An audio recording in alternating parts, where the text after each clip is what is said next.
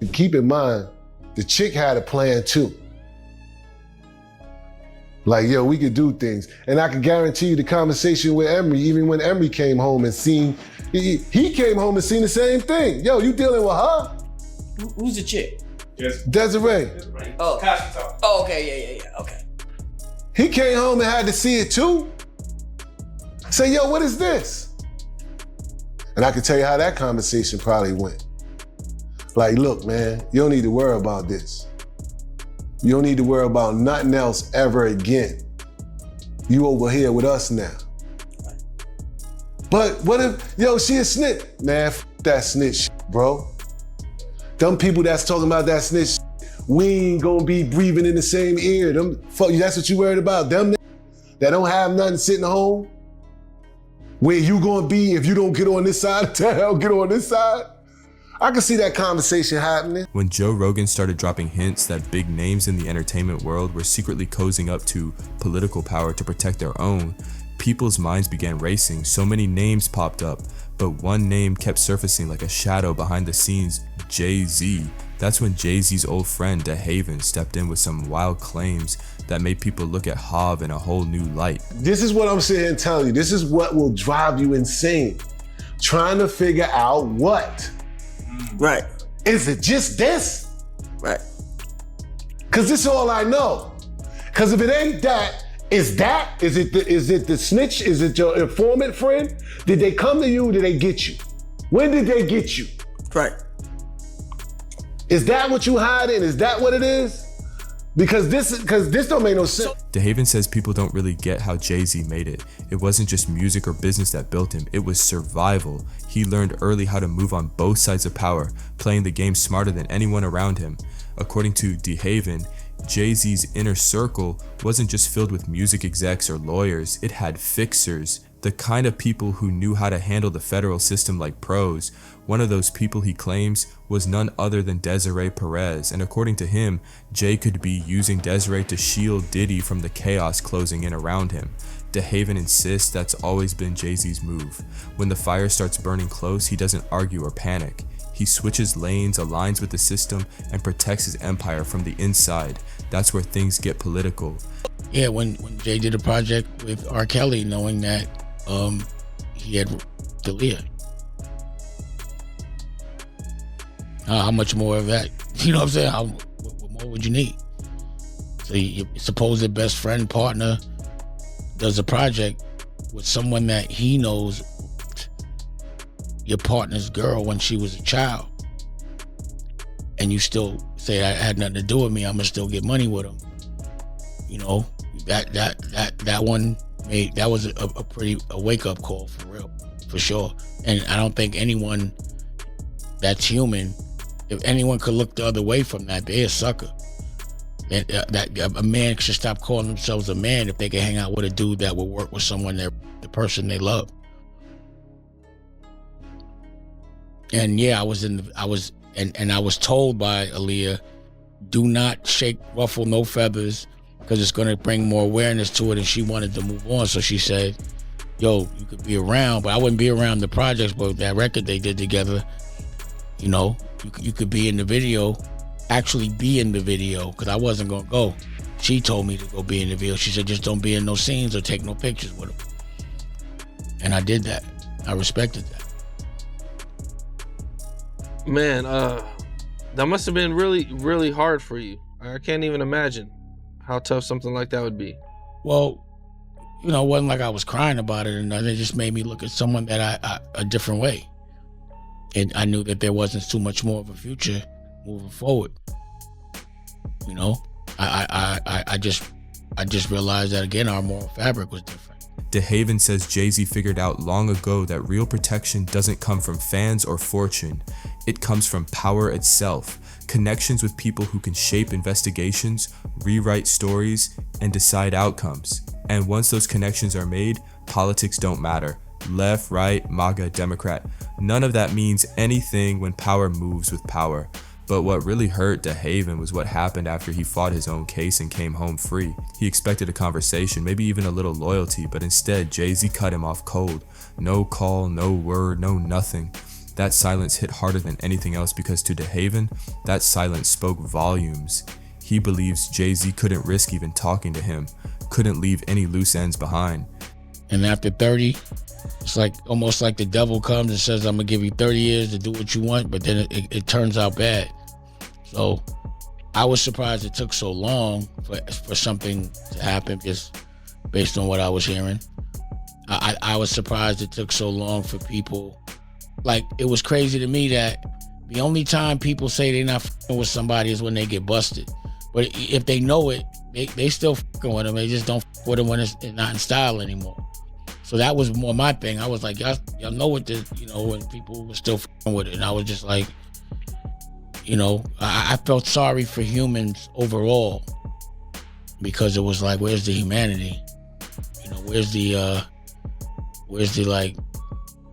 like personal respect for yourself and morals? Like, you just do what everybody does, and it's still like that. So, like, again, with most of the people that are jammed up right now, people knew it. They just didn't say nothing until everybody else did. See, that's where I get somewhat ostracized, because I say things and call people out before it's fashionable. I call it out as soon as I see it. So you gotta remember, pause, I was beefing with the Weinstein, and damn near everybody else that I don't with, it turns out that there was a reason for it that was justified. It's just everybody else was scared to say something. Man, that's crazy, man. When you're a futuristic thinker, you could see good things that are gonna happen, and you could see bad things that are gonna happen. It's just using logic. 1 + 1 = 2. Illegal stuff for a certain amount of time equals at some point you're gonna get jammed up. It's just, sometimes it bugs me out how long it be taking. But there's a lot of things that are going on in this world today that I'm like, I can't believe it hasn't. When are these motherfuckers gonna get their skirt pulled? You know what I mean? Like, when are people gonna be able to see the real logic behind the evil that everyone worships? Is unconsciously worshiping someone that's evil devil worship? I think it is, whether you're conscious of it or not. The devil's never gonna tell you they're the devil. They're gonna come and make you think they're God, and then you're gonna worship them. That's why I'm really particular about the way I move on holidays, because I don't know really what the fucking holiday means. Now, when people ask how Jay-Z always stays untouched while chaos follows everyone around him, DeHaven's answer is chilling. Jay-Z isn't running from the system, he's part of it. Dame Dash says that same pattern, the one everyone keeps whispering about, is exactly what shattered his bond with Jay-Z for good. He admits there was one moment, one choice Jay made that completely destroyed his trust. Jay-Z decided to team up with R. Kelly on a massive project, even though serious allegations involving Aaliyah were already out there for everyone to see. That move to Dame said everything about where Jay-Z's morals really stood. Sean Carter is just as bad as the diddler. And I know that for a fact. I got the scars to prove it.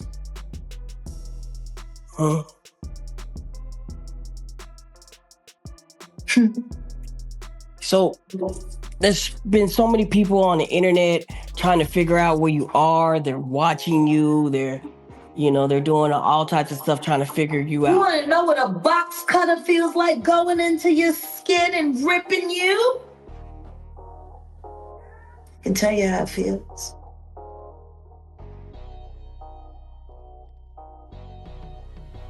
Y'all ain't seen yet. That Cassie that's nothing. So are you trying to say like Jay-Z put hands on you? I'm saying Sean Carter remembers everything he did to me, and he's got it on tape.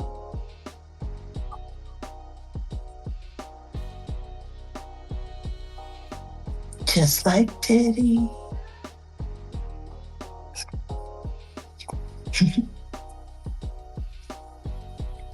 And they're gonna be crazy. It's gonna be the women that give them in the end.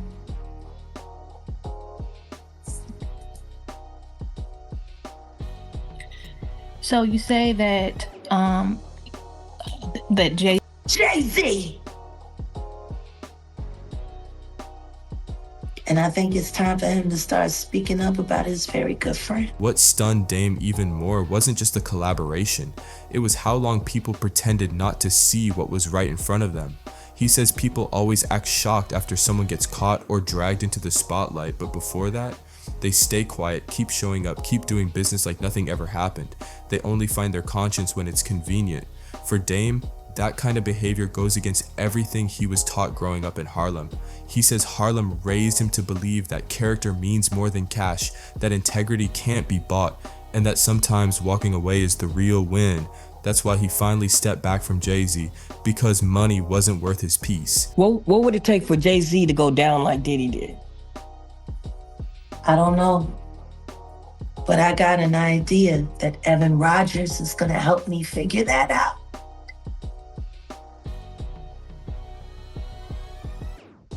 And who is Evan?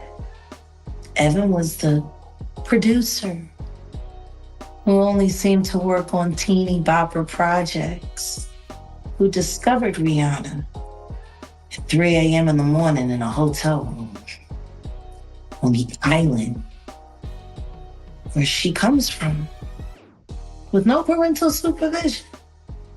And then she was put on a private plane, a minor, from one country to another, without parental supervision. And she ended up in a boardroom with Mr. Carter, without parental supervision. Y'all got young children. Would you just let your daughter leave and go to a whole other country with some money you don't know? Absolutely not. Doing talent shows at 3 a.m.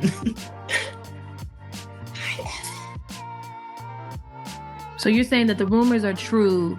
There are rumors circulating that Rihanna was actually tracked here. Are you saying that Starting to that's... sound that way, don't it? Because her daddy ain't show up till 24 hours later to pick up a $500,000 check for his daughters. Now, some people think Jay-Z might be standing in front of Diddy right now, not out of friendship, but out of fear. The spotlight's getting closer, and Jay-Z knows it's not just Diddy who could be exposed, it's anyone connected to him. And according to Jaguar Wright, that fear isn't random at all. She says Jay-Z knows exactly how this story ends because he's been living in that same world all along. Jaguar says she saw it firsthand. Back in the early 2000s, Jay-Z is doing this to Diddy now? Is it to keep his name out the the... crab? He can't stand being himself, not for 1 minute. That's why he likes assuming other people's lives. He wears them until he outgrows them, and then he finds another persona. He crawls into that.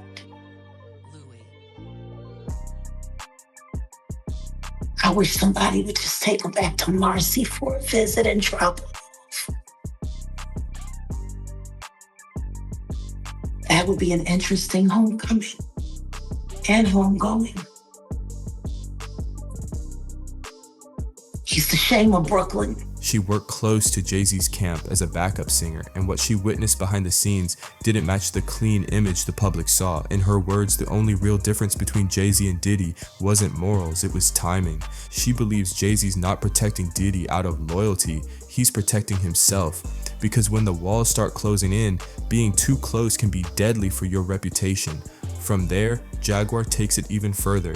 She starts questioning how some artists like Rihanna were discovered, managed, and moved through the industry at such young ages, often without the kind of safeguards most parents would demand. Like just being around him. But then again, when you listen to some of the way that he was referring to himself, like talking about he can only compare himself to the Son of God and oh, you know, it's been so long. So I forgot how to get to my tone and I've been rapping so long and listening to myself that I forgot how to be myself. And it's like watching, you know, I don't want y'all sitting here looking like watching Jesus walk on water, learning how to walk on water. Like,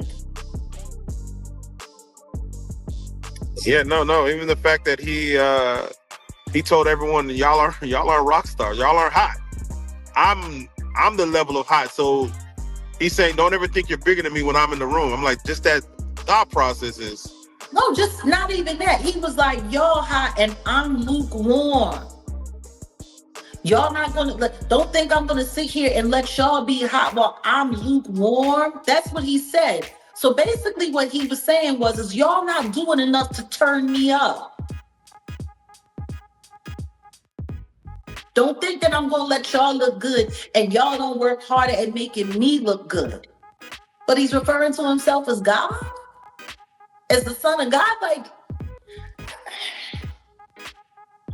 I don't know what people want to believe. I don't know why people want to believe what they believe. It's just, it's wild to me. It's just kind of crazy to me. I mean, they did what they needed to do in this documentary. The whole objective of this documentary was to blame it all on Diddy. The devil made me do it. Blame it all on Diddy.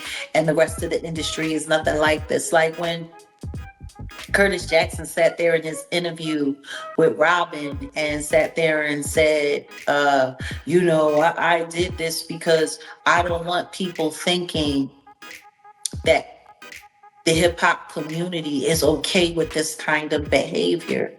I don't want them thinking that, we're just going to be silent while all of this is going on. Like, we're okay with this kind of behavior. And my thing is huh? Jaguar Wright says the reason Jay-Z might be stepping in right now has nothing to do with loyalty. It's pure self-preservation. She believes Jay-Z has always cared more about guarding his image than facing the damage left behind. When someone in your circle is about to crash, you've only got two choices: go down with them or back away fast. And Jay-Z, he's never been the type to sink with the ship. In Jaguar's eyes, Jay-Z isn't standing up for Diddy out of friendship. He's protecting the very system that's protected both of them for years. Because once one pillar falls, people start looking around at the rest. They start asking questions no one's supposed to ask.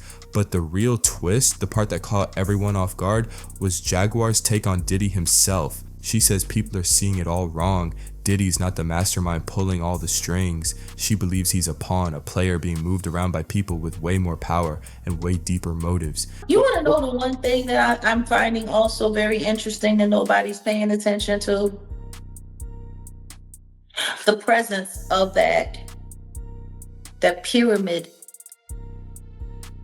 That the same thing that the Rock Nation likes to put up, the same hand symbol that the sororities and the fraternities like to use. I'm not going to emulate it because you know exactly what it looks like. Yep. The pyramid sign that Diddy was wearing that around his neck. You want to know what I found funny? That there were a bunch of YouTubers that were at that courthouse that were wearing that same, it was a much smaller version, but that same symbol. Yeah. I think, and that's the part of this story that makes it possible for people, I think, to graze over the reality of all that's going on. If you just look at it from the salacious celebrity stuff, from pop culture media, so-called this new media, and I'm really not liking that term, this new media, because what it really sounds like is the name of a gang. Like the media is media. Because I'm looking at the people that are falling under it, and they're all the same people that are involved with, creating these propaganda campaigns. But that's exactly what Diddy was saying at the beginning of the documentary. We need somebody that is proficient, or fluent in being able to spin propaganda and narratives. We need social media. I guess that new media, is that what that is? Like it's, if you only look at it from the face value aspect of it, that's one thing. But if you look to the spiritual side of it, it's completely different. It unveils a much deeper agenda. Jaguar talks about how folks who spent time around Diddy would always describe this strange, heavy energy in his house. Instead of a normal greeting, he'd hit them with, "How does it feel? You made it." Just being in his presence was treated like some kind of privilege, like you were supposed to be thankful just for standing there. But then came the way he talked about himself. Jaguar says Diddy didn't just act like a successful man, he spoke like he was on another level completely, as if he believed he transcended normal rules. That's what frustrates her the most, because if his behavior was so out of line, why did so many people know and still stay quiet for years? Why did everyone suddenly start speaking up only after the cameras turned on and the lawsuits started flying? And that's when Jaguar dropped something that most people completely missed: the symbols. She noticed the recurring pyramid signs, the repeated hand gestures, and those same mysterious visuals flashing through the music scene. What really shocked her was seeing the same exact symbols, not just on artists, but even on people reporting outside the courthouse. To her, that's where the real picture starts to come together, a hidden network moving right in plain sight. It's all about the money. They saw what he did to Cassie. With the kicking, the punching. They saw what they did to Cassie. They know that nobody in America liked that. So now, these people are represented by a brand. Whether it's some about the music, clothing, movies. They not gonna come out and speak on nothing that has anything to do with them, and they praying that they not on the tape doing crazy stuff, being oiled up in the whole 9 yards. They praying. So until the feds say, "Hey, yo, listen here. We got you on, hey buddy, we got you on this tape," and girl looked like she was pretty young.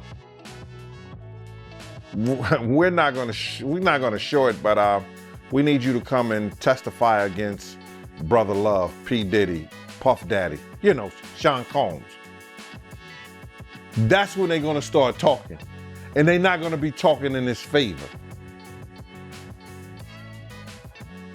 When the feds come to them and show them what they got on tape, because if he had 250 tapes all over, 250 cameras all over the house, somebody got caught spilling a cookie out the cookie jar. It could be your favorite pastor. It could be your favorite politician. Jaguar says that once she started noticing those patterns, she couldn't unsee them. Everywhere she looked, the same signs kept showing up. On stage, in videos, on magazine covers, even at award shows. It was like the industry wasn't even trying to hide it anymore. She says the deeper she looked, the more she realized these weren't just random coincidences. They were signals, quiet reminders of who really holds the strings. People in her circle started warning her to stop asking questions. They told her, don't dig too deep. You'll only end up like the others who tried to speak out. But Jaguar didn't back down. She claims the same pattern has followed the industry for decades. Artists rise fast, start to question things, and then suddenly disappear or get labeled as crazy. She says that's not a coincidence, it's a message, a way to remind everyone else what happens when you stop playing along. She points to how certain stars seem to shift overnight, public image scrubbed clean, scandals erased, careers magically saved, and who's behind that kind of power.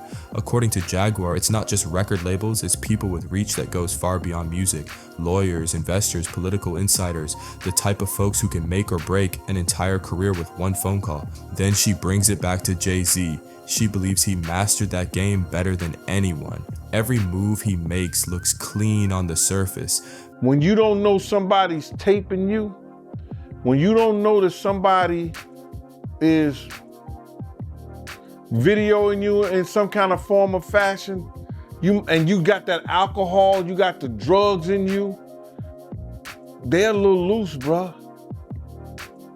They let down all their inhibitions.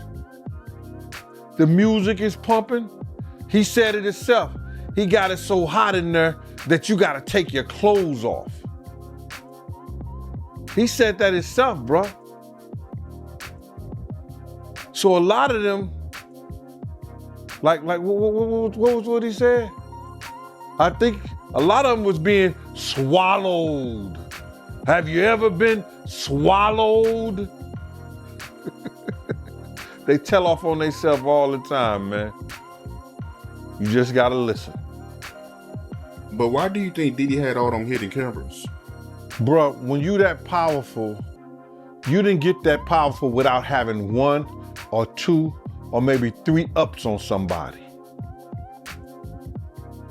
Diddy always been the type of individual that want to have ups on the next person no matter what they was doing. Like, he always played artists against each other. He did it to Big, he did it to Craig Mack. You understand? I said before, he did the stuff to Ja Rule, you know what I'm saying? So had the ups on Ja Rule so he could go after Jay-Z. You understand what I'm saying?